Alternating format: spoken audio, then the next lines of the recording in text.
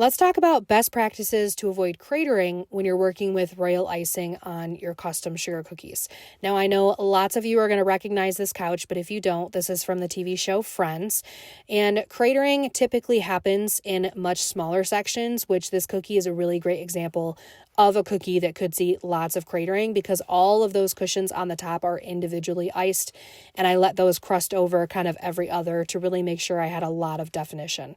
Now, cratering is basically when you're filling in a specific section, your icing just doesn't have enough support, and as it crusts over, you're basically left with like a little pothole, and it's a hole that's very visible, and there are ways to kind of fix it and make it work, but of course, if you can prevent cratering in the first place, that is always the best option. Now, a few things that I found that help me prevent cratering is first one, to use a little bit thicker icing, especially in these littler sections. If you use thicker icing, it's going to have a lot more structure, and it's going to give you that nice, beautiful puff and that definition that you're looking for. Now, if you go back to the beginning of the video, you'll see in these little sections that I'm filling in, I had little squiggly lines on the cookie. You can put those little lines down, let those crust over for a few minutes, and then fill in over top of that, and that's also going to give you a little bit more structure as well. So let me know what other questions you guys have, and I will see you in the next one.